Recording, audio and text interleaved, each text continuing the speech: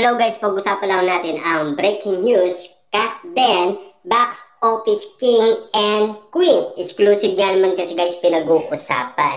Ayon umano guys sa kaganapan, Catherine Bernardo, Alden Richard named Box Office King and Queen by Cinema Honors. Ayan guys, no? Kaya nga naman guys, nagkaroon sila ng award. At lalo-lalo na guys, nagkakaroon sila ng award buwan-buwan.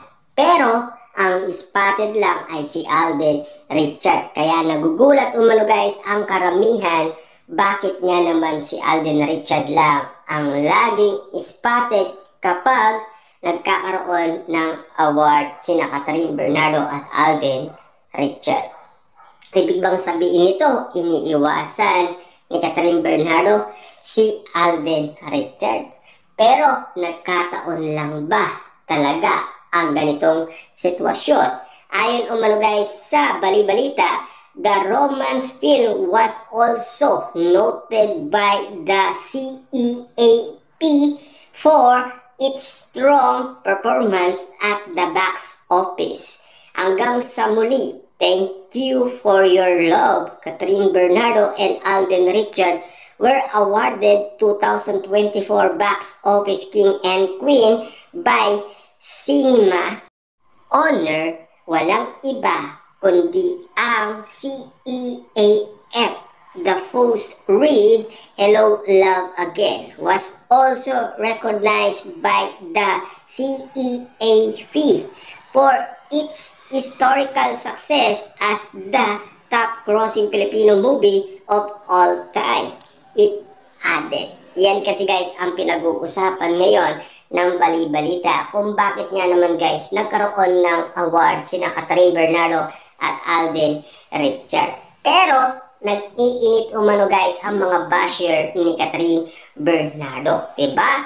Pero ayon pa guys sa karagdagan balita, Hello Love Again, it's the sequel for the 2019 film Hello Love Goodbye, and it pick up where Joy Bernardo and Ethan Richard love story left off this time. Joy is planning to go to the US to continue her nursing career until she cross path with Ethan. Na alam naman natin kasi guys, no, i-continue ang part 3 sana sa US. Kaso nga lang guys, pinutol na ang pagsasamaan ni Ethan at Joy. Kasi alam naman natin guys, naririnig natin ngayon kung bakit nga naman guys pinutol sina Joy at Ethan. Nabalitaan naman natin kasi guys, nagpanggap lang daw sina Alden Richard at Catherine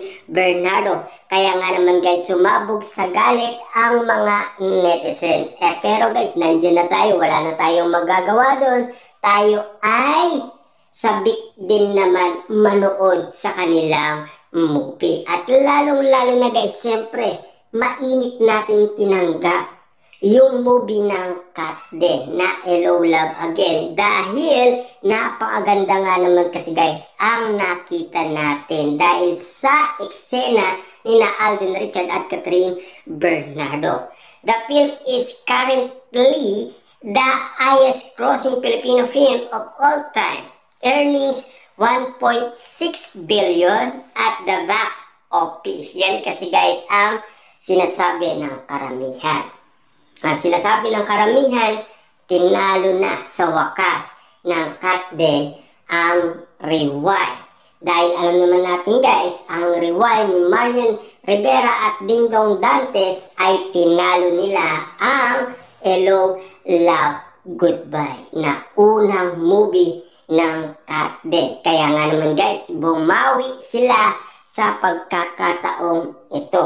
Hindi lang natin alam guys, talagang espesyal na espesyal ang pag-iintay ng karamihan at lalo-lalo na kasi guys, no? Balitang-balita, more than 5 years hindi nagsisilabasan ang mga tao.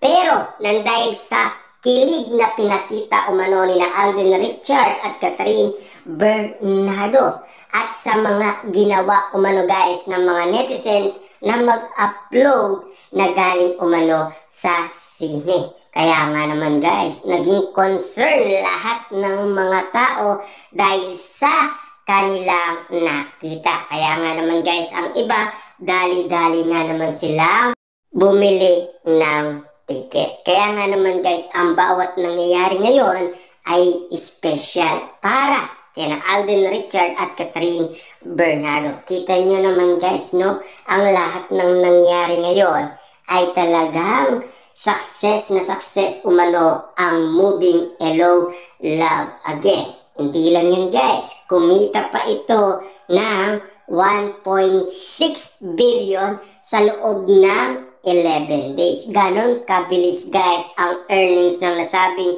movie ni Catherine Bernardo at Alden Richard dahil nagustuhan kasi guys ng mga tao. Lalo-lalo na guys sa Pilipinas, malaki din ang kinita nito. Diba? Kaya nga naman guys pinag-uusapan si Catherine Bernardo daw. Ayaw na talagang makita si Alden Richard. Yan kasi ang pagkakataon na sinasabi umano ng mga basher kung bakit spotted lang si Alden Richard kapag nagkakaroon ng award ang Kat din. Pero alam naman natin kasi guys, pagkakataon lang. Kasi noon nakakuha ng award si Alden Richard at Catherine Bernardo sa Manila Bulletin. Siyempre may project din si Catherine Bernardo sa kanyang endorsement. Na ngayon naman guys, no? Meron ding project na naka-schedule at lalong-lalo na nakalendaryo na daw yun. Kaya hindi pwedeng ipagpaliban. At lalong-lalo na guys, gustong-gusto daw talagang puntahan ni Catherine Bernardo ang nasabing event kung saan sila makakakuha ng award ni Alden Richard. Karagdagan pang detalye, pasabog Catherine Bernardo, iniiwasan si Alden Richard. Grabe nga naman kasi guys ang bali-balita, di ba? Talagang nakikita niya lahat ng mga komento umano ng mga tao. Dahil ang lahat ng mga tao guys, kanya-kanya nga naman kasing reaction sa kanilang nababalitaan. Bakit si Alden Richard lang lagi ang spotted? Si Catherine Bernardo, nasaan na nga ba siya?